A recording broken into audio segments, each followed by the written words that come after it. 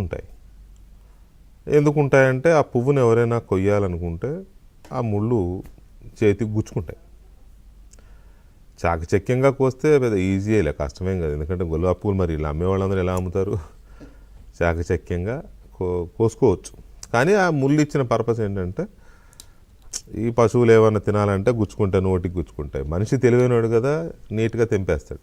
సరే, okay. Anyway, గులాబీ ముళ్ళు అనేవి పువ్వుకు రక్షణగా భగవంతుడు సృష్టించిన సృష్టి. కానీ గులాబీ ముళ్ళే గులాబీ పువ్వుకే గుచ్చుకుంటే ఎవరో బయటి జీవి, ఇంకొక జీవి వస్తే ఆ పువ్వుకు నష్టం జరగకుండా ముళ్ళు కాపాడాలి. కానీ ఆ ముళ్ళు పువ్వు రెండు ఒకదానికి ఒకటి గుచ్చుకుంటే, ముళ్ళెళ్ళి పువ్వు గుచ్చుకుంటే పువ్వు పరిస్థితి ఏంటి అప్పుడు? ఎందుకు ముళ్ళు అలా తయారైంది? అసలు ముళ్ళు ఎందుకు పుట్టింది? ఇది ఇప్పుడు చర్చ. సహజంగా రాజులు కావచ్చు, దొరలు కావచ్చు, జమీందారులు కావచ్చు, దొంగలు కావచ్చు, బందిపోట్లు కావచ్చు, ఎవరైనా కావచ్చు, వీళ్ళల్లో తేడాలు ఎప్పుడు వస్తాయి? రాజులు అనుకోండి, సపోజ్ రాజ్యాన్ని పంచుకోవడంలో తేడాలు వస్తాయి. ఆ రాజ్యం నీకు, ఈ రాజ్యం నీకు, ఈ ఏదో ఉంటాయి కదా, కోసల రాజ్యం నీకు, మాహిష్మతి రాజ్యం నీకు, ఇట్లాంటి పంపకాల్లో తేడాలు వచ్చినప్పుడు రాజుల్లో గొడవలు వచ్చి యుద్ధాలు అవుతాయి, లేకపోతే విడిపోతారు. సంథింగ్ కొడుకులే తండ్రులను చంపేసిన రాజ్యాలు, రాజుల కాలం చూసాం మనం. తర్వాత రాజుల తర్వాత వచ్చింది ఏంటి అంటే సంస్థానాలు, జమీందారులు. తెలంగాణలో అయితే గడీలు అంటారు. తెలంగాణలో, ఆంధ్ర ప్రాంతంలోనో లేకపోతే ఇంకా ఇతర దేశంలోని ఇతర ప్రాంతాల్లోనైతే సంస్థానాలు అంటారు. అవే కదా సర్దార్ వల్లభాయ్ పటేల్ సంస్థానాల విలీనం చేశారు. అవే తెలంగాణలో గడీలు అంటారు. సహజంగా వాటికి ఉన్న బాసుల్ని దొరలు అంటారు. దొరలు ఎవరో అందరికీ తెలుసు, నేను చెప్పవసరం లేదు. అది కాదు ఇప్పుడు ఇష్యూ ఇక్కడ. అయితే ఈ స్థాయికి వచ్చేసరికి, సంస్థానాలు, గడీలు ఈ స్థాయికి వచ్చేసరికి ఆస్తుల పంపకాలు, రాజ్యాలు లేవుగా ఇప్పుడు. ఆస్తుల పంపకాల్లో తేడాలు వస్తే అక్కడ గొడవలు అవుతాయి. అక్కడ ముళ్ళు పువ్వును గుచ్చుతుంది, పువ్వు వెళ్ళి ముళ్ళు మీద పడుతుంది, మొత్తం మీద గడి లేకపోతే సంస్థానం శిథిలమవుతుంది. ఇది ఇక్కడ. ఇక గడిల తర్వాత వచ్చింది ఏంటి అంటే ప్రజాస్వామ్యం. ప్రజాస్వామ్యం అంటే ఏంటి? రాజకీయం అంటే ఏంటి? పార్టీలు. ఈ పార్టీల్లోకి వచ్చేసరికి ఎందుకు గొడవలు వస్తాయి? సహజంగా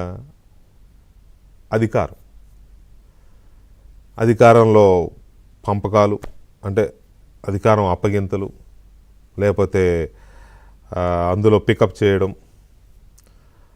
బాధ్యతల అప్పగింతలు, లేకపోతే సరైన గుర్తింపు ఇవ్వకపోవడం, ఒక సంసారంలోనే, ఒక కుటుంబంలోనే పిల్లలకి పార్టీలో సరైన బాధ్యతలు అప్పగించకపోవడం, అధికారం ఇవ్వకపోవడం, ఒకళ్ళకి ఎక్కువ గుర్తింపు ఒకళ్ళకి తక్కువ గుర్తింపు ఇస్తే వచ్చే చిన్నబుచ్చుకోవడం, అందులోంచి చిన్న తిరుగుబాటు, అలకలు, పాన్పులు. ఇక్కడ కూడా తండ్రుల్ని పిల్లలు పిసికేసిన సందర్భాలు చాలా ఉన్నాయి. సో ఇలాంటి సందర్భాలు రాజకీయాల్లో చూస్తున్నాం కూడా. ఇక దొంగలు, బందిపోట్లు. ఈ దొంగలు, బందిపోట్లలో ఏముంటాయంటే సహజంగా పంపకాలు. దోచుకొచ్చిన సొమ్ము పంచుకోవాలి. సహజంగా ఏం చేస్తారంటే దోచుకురాగానే ముందు దాన్ని ఒక రక్షిత ప్రదేశంలో దాచి అరే మనం పలానా రోజు వచ్చి తీసుకెళ్దాం, పోలీసులు అందరూ ఎటు వెళ్ళిపోయినాక అప్పుడు వచ్చి పంచుకుందాం అనుకుంటారు. ఈలోపు వాళ్ళు రోజు కలుసుకుని అది అంత ఉంది కదా, అందులో మరి నా వాటా ఎంత, నీ వాటా ఎంత, డూమ్ ఏదో ఉంటుంది. ఎక్కడో నువ్వు ఇంత కష్టపడలేదు కదా నీకు ఇంత, నువ్వు ఇంత కష్టపడ్డావు కదా నీకు ఇంత, ఏదో పంపకాల్లో తేడాలు వస్తాయి. వీడెళ్ళి పోలీసులకు చెప్తాడు. ఒకడెళ్ళి సార్ మేము ఇటు దొంగతనం చేసాం, పలానా దగ్గర దాచాం, నన్నేం అనుమాకండి, పలానా వాళ్ళ దగ్గర ఉంది అని చెప్పి వాడే చెప్పేస్తాడు. ఇది దొంగతనాలు, బందిపోట్లు జరిగాయి. ఇదంతా చూసిందే చరిత్ర, నేను చెబుతున్నదేం కాదండి. ఇదంతా ఈ చరిత్ర మనకి చెప్పిన పాఠాలు మన కళ్ళ ముందు జరుగుతున్నవి ఈ ప్రజాస్వామ్యంలో, ఈ రాజకీయంలో ఇదంతా. సో ఇదంతా ఎందుకు చెప్పాల్సి వచ్చిందంటే సింపుల్గా ఒక్క మాటలో రామాయణం కట్టే కొట్టే తెచ్చే అన్నట్టు చెప్పాలంటే కేసీఆర్ కుటుంబం రోడ్డున పడింది, బీఆర్ఎస్ పార్టీ రోడ్డున పడింది. ఎందుకు పడింది, ఎలా పడింది అంటే సింపుల్. కారణాలు ఏవైనా కవిత పార్టీలో అసమ్మతి గళాన్ని లేపింది. అసంతృప్తి, అసమ్మతి అనకుండా అసంతృప్తి, ఇలా చేస్తున్నారు అలా చేస్తున్నాడా. కొంత పార్టీలో ఉన్న కీలక నాయకుడు తన సొంత బావైన హరీష్ రావు మీద, కొద్దిగా సొంత అన్న కేటీఆర్ పైన కొంత స్వరం కొంచెం చురకలు అంటించే విధంగా మాట్లాడింది. అది పార్టీ ఇంకొంచెం శృతిమించింది అనుకొని పార్టీ సస్పెండ్ చేసింది. ఇంకా అప్పటి నుంచి ఆవిడ చాలా వైలెంట్గానే తయారైంది. సైలెంట్గా అనుకుంటే వైలెంట్గా మొదలైంది. ఆ తర్వాత ఆవిడ జాగృతి పేరుతో ఏదో యాత్ర చేశారు. సరే, ఈ జూబ్లీ హిల్స్ ఎలక్షన్ గొడవ నాకెందుకు, ఆళ్ళాళ్ళు కొట్టుకు చేస్తారు, నేను హైదరాబాదులో ఉంటే ఏమీ చేయలేదంటారని ఆమె మీద యాత్రకు పోయిందని కూడా చెప్తారు. మొత్తం మీద పాపం జిల్లాల్లో తిరిగింది, కష్టపడారు. ఓకే, అంతవరకు మనం అభినందించాలి. వచ్చిన తర్వాత మళ్ళీ కుంపటి రాజుకుంది. ఈ కుంపటి రాజుకుని ఆమెను తిట్టించారు. బీఆర్ఎస్ పార్టీలో ఎవరో తిట్టించారు. ఎందుకు తిట్టించారు, ఎవరు తిట్టించారు మనకు అనవసరంగా తిట్టించారు. ఆమెను మాట్లాడినారు. ఆమె ఇంకా చెలరైపోయింది. కవిత శివంగి ఆమె మామూలు అందరి ఇలాంటి మహిళ కాదు. ఎందుకంటే మంచి వాక్చాతుర్యం ఉన్నది, రాజకీయం నేర్చుకున్నది, మంచి రాజకీయం నేర్చుకుంది, చెడు రాజకీయం కూడా నేర్చుకుంది. ఇక వేరే కూడా కొంత నేర్చుకున్నారనుకోండి. ఇదే ఈ స్కామ్లు గీములే ఉన్నాయి కదా, నిజాల అబద్ధాలు పక్కన పెడితే కొంత అవి కూడా ఉన్నాయి. వాటెవర్, ఒక మంచి పొలిటీషియన్గా, ష్రూడ్ పొలిటీషియన్గా తయారైన మాట వాస్తవం. ఇంతతో జాతీయ స్థాయిలో గుర్తింపు కూడా తెచ్చుకుంది.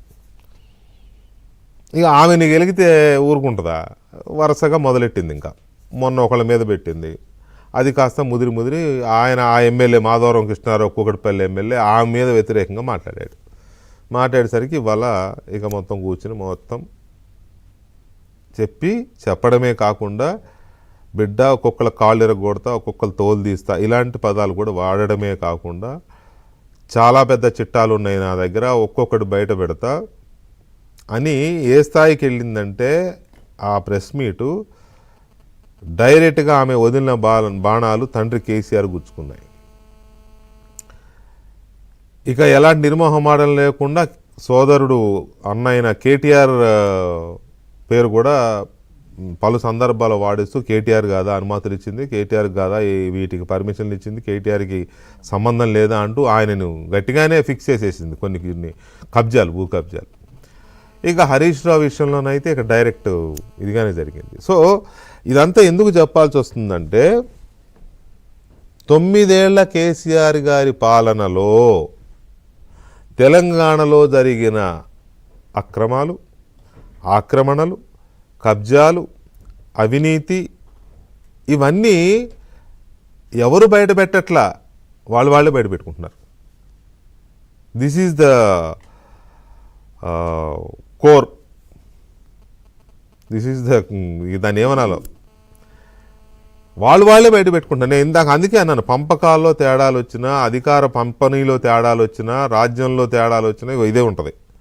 గడీలలో తేడాలు వచ్చినా, సంస్థానాల్లో తేడాలు వచ్చినా ఇలాగే ఉంటుంది. కవిత పలానాయన ఇన్ని ఎకరాలు కబ్జా పెట్టాడు, చెరువులు కబ్జా పెట్టాడు, లేకపోతే ఇంకోటి చేశాడు ఆమె అంటే నీ భర్తే కదా వాళ్ళ పలానోడితో కుమ్మక్కై చేశాడని వాళ్ళు. అది ఇక్కడ ఏమవుతుందంటే మొత్తం మీద ఈ కుటుంబ సభ్యులే తెలంగాణని కబ్జా పెట్టారు అని మనకైతే ఖచ్చితంగా అనిపిస్తుంది కదా. వీళ్ళు 10 పెడితే ఆమె 1 పెట్టిందని వీళ్ళు అంటున్నారు, వీళ్ళు 10 పెట్టారని ఆమె అంటుంది. మొత్తం మీద పెట్టారని వాళ్ళే బయట పెట్టుకుంటున్నారు. దీనికి వెంకటకృష్ణ చెప్పాల్సిన అవసరం లేదు, లేకపోతే రేవంత్ రెడ్డి చెప్పాల్సిన అవసరం లేదు, లేకపోతే ఇంకొక సుబ్బారావు, అప్పారావు, లేకపోతే ఇంకో సింగన్న, మల్లన్న, ఎల్లన్న చెప్పాల్సిన అవసరం లేదు. వాళ్ళు చెప్పుకుంటున్నారు. ఇది ఇప్పుడు తెలంగాణలో బర్నింగ్ టాపిక్. నేను అందుకే అన్నా, గులాబీ పువ్వుని గులాబీ ముల్లే గుచ్చుతోంది అని. ఎవరినో గుచ్చడంలా. వేరేసి బీఆర్ఎస్ పార్టీ పరిస్థితి ఏంటి అన్నది పాపం పెద్ద ఆయన మానసికంగా ఎంత నలిగిపోతున్నాడో, ఒకవైపు కూతురు, ఒకవైపు పార్టీ, ఒకవైపు కొడుకు మేనల్లుడు, ఇంకోవైపు ఇంకొక కొడుకు, అంటే ఆమె మళ్ళీ వదిన కొడుకు అనుకుంటా సంతోష్. వీళ్ళందరినీ ఎలా కాపాడుకోవాలి, ఈ పార్టీని ఎలా కాపాడాలి, రాజకీయ దురంధరుడుగా తనకున్న పేరు పక్కన పెట్టి కనీసం ఆలోచించే పరిస్థితి కూడా లేకుండా మానసికంగా నలిగిపోతున్నాడని ఆంతరంగిక వర్గాలు చెప్తున్నాయి.